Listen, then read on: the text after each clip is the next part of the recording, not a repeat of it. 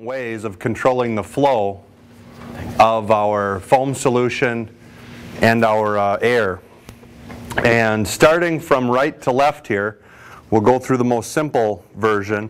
When this is pushed all the way in, it's obvious to anyone who's operated a side panel vehicle that in order to get flow traveling out of your discharge, which the discharge isn't shown, this is just your panel mounted control. As you pull this valve out, you get to your dry setting, your foam setting, and then your wet setting. And the further you open it, the more liquid volume you're going to obviously be getting of your water and foam solution. Concurrently, through a set of gears, 2-to-1 reduction gears here on the back, we have a 2-inch Akron ball valve that is wide open when it's in this position and fully closed when it's in this position. But by a use of a smaller gear on a smaller 1/2-inch ball valve that we connect air pressure to one side, and then the output would go into our air injection point for our CAFS. As we begin to open this valve and pull it open, it also quickly begins to open the airflow valve. And if you guys, after we're all done here, if you take a look from the top here, you'll see that that larger gear on the ball valve for the water and foam, it turns, like I said, a ratio of 2-to-1 the airflow valve, so that as this water valve goes from fully closed to fully open, the air valve goes from fully closed to fully open back to fully closed in the same time it takes this water valve to go from fully closed to fully open. So what we're doing is, as we're traveling through about the halfway point here, our air valve's at the wide open point when the water valve's at its halfway open point. And then when you get to fully open, now our air is shut back off and we've gone through our CAFS settings, and now we're back to pretty much a plain water or water with foam solution. Okay, so that's a real simplistic way through just the use of mechanical gearing that we can achieve our water and our air settings and then going right back to just plain water. The second display here is for if you had a up and down or a side panel control or a top panel control, where you want to also control. This in the up position is off, and as you travel the handle down through the wet position, it turns on an electrically fired solenoid switch, which then turns on an air solenoid to inject your air. The air stays at a constant rate at this point. There's still a couple through our wet to dry setting. Yeah. Actually, I'm sorry, this is closed and this is fully open for water. But as you travel up through that zone, this would be your dry setting, very small amount of water and foam solution. And the more and more you open it, the more liquid you get with that consistent air ratio that's coming in. And when you get up to the fully open position, your air valve goes back off, and now you're calling for basically just plain water or water with foam solution if your foam proportioner is turned on. Incidentally, that's what this switch here is designed to do. I've got a switch here on the top that simulates the foam system being turned on. And the reason I need this is for this component down here to work correctly.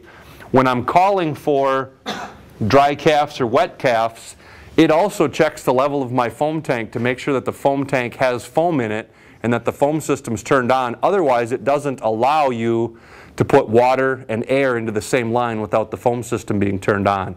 So it has that slug flow protection built into it to prevent any air and water only from going into a hose line. Because if you saw the video yesterday, and even if you didn't, you have to remember you can never mix plain water and plain air without the foam. Otherwise, you're going to get slug flow. You're going to get a pocket of water followed by a pocket of air, and that slug of water is going to set you back while that pocket of air coming through at the same pressure is going to jump forward, and the nozzle is going to jump in your arm, and the hose under your arm is going to beat on your rib cage and on the inner side of your bicep, and it's not a fun situation to be in. So you always want to make sure you have Class A foam flowing with your water at least 0.3% before you turn on the air. So that's what this little switch here is intended to do, is to show the foam system's turned on.